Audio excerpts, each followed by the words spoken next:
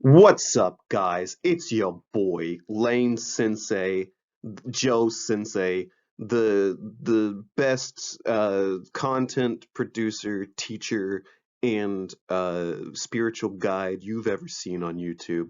Before we get this video started, remember to smash that like button, subscribe, and if you don't mind, signing up for that notification bell as well. I'm coming at you all the time with new math content. You're gonna love it. It's gonna be the best. Right. Today we're talking about 3D Pythagoras. You all know our favorite wonderful Pythagoras theorem, the one, the only a squared plus b squared equals c squared. You all love it. You're all great at it. We're gonna do amazing, okay? But this time, instead of doing 2D shapes, it's gonna be 3D. Yeah, like Sharknado or Avatar or, just like your life. Okay? So, looking at 3D Pythagoras, let's have a look. Right, before we crack into the 3D natures, let's remind ourselves of how 2D Pythagoras works. Okay? So, in this case, I'm going to try and figure out what this length is right here. Okay? And remember that C is always our longest line. Okay, so C is always our longest line, and we have our formula a squared plus b squared equals c squared. So this is going to be C, and all of the other lines in our triangle are going to be A and B.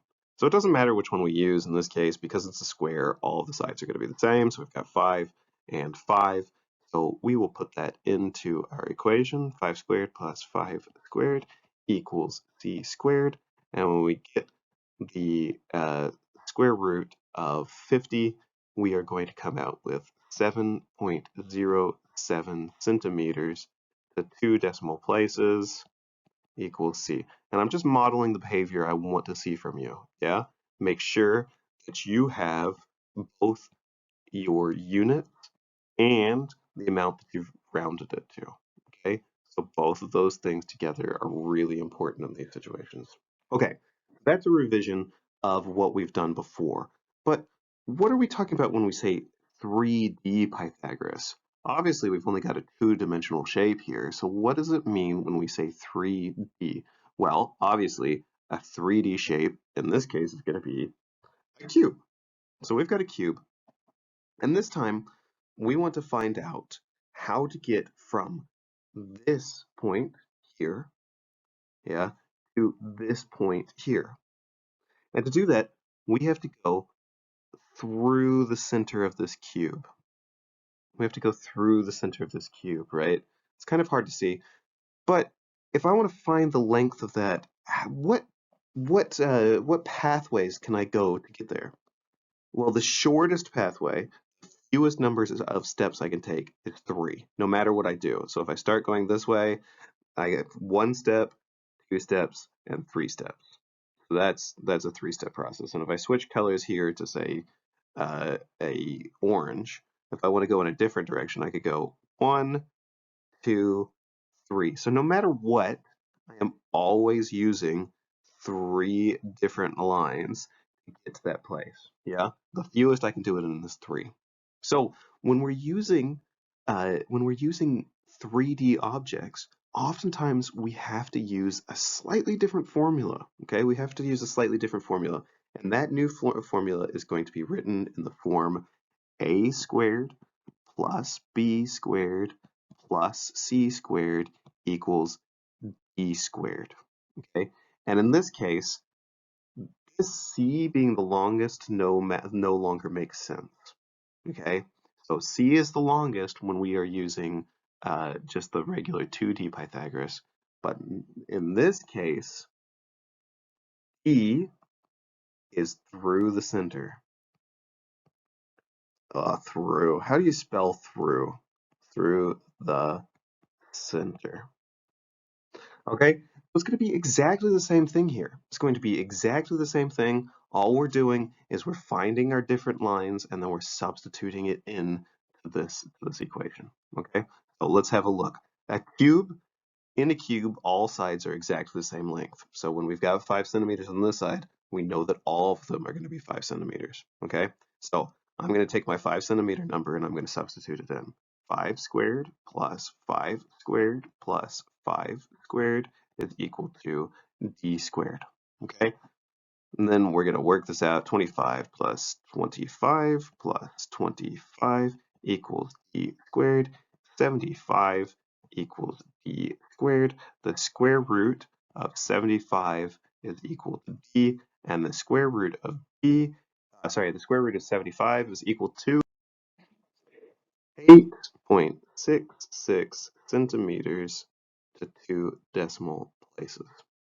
Okay, so I've just taken all three of the lines that it's going to take me to get from one point to the other and substituted them in. Okay, and that's really easy when we're doing a cube, but it's slightly different when we've got just a rectangular shape, right? Slightly different when we've got just a rectangular shape. Before we crack into those more complicated shapes, I'm going to get us to look at this cube again with a slightly different measurement, okay? So I'm going to give you this formula here, and you're going to use this formula to try and come up with the answer yourself, okay? And I'll get you to pause now so you can give yourself a little bit of time to work through this, and then I'll give you the answer. Boo! Did I get you? Did I surprise you? Ah, right. Here's the answers, okay? So in this case, we've got 6 is going to be in each of those points. So I want to get from one side to the other through the center, right? So each of the sides that it takes me to get there are going to be the ones that I'm substituting in to my equation, okay? So in this case, it's going to be 6 squared plus 6 squared plus 6 squared is equal to d squared, and each of these is going to be 36. And then 36 plus 36 plus 36 is the same as 36 times 3, which is 108, is equal to d squared. And then the square root of 108 is equal to d, which is equal to 10.39 centimeters to 2 decimal places. Okay, so with with cubes, really straightforward. They're just all the same length. Just substitute them in. You know how to do this. You're going to be great. Let's look at weird shapes now. Now this looks a little bit more complicated, but it's not. Okay, so we're going to try and find the distance between this point and this point, right through the center of this rectangular pyramid.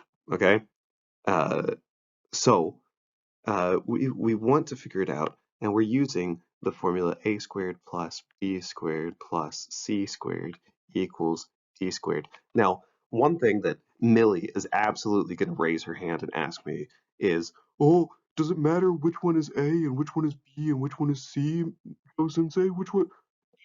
No, the answer is no, Millie. It doesn't matter. You can go whichever direction you want, and I'll show you why. If I chose to go 1, 2, 3, in this case, I'm starting with 4 centimeters, and then I'm going 3 centimeters, and then I'm going to 10 centimeters, right? Well, if I added 10 plus 3 plus 4, it would be the exact same as if I did, say, 10 plus, say, 3 and then 4, or 4 and then 3. It doesn't matter which way we're doing this, it's all going to come out the same, okay? So as long as we have clearly figured out in our mind which value is going to be our D, then the A, B's, and C's don't really matter, okay? But let's look at how we're going to work out this one. You take some time here, see if you can tell me what the answer is. Pause it now. I'm not going to do some dramatic thing this time. I'm just going to crack into it immediately. Okay, so let's have a look. I'm going to do 3 squared plus 4 squared plus 10 squared equals d squared. And then what is 3 times 3? 27 plus 4 times 4 is 6. Wait a second, what? No, that doesn't make any sense.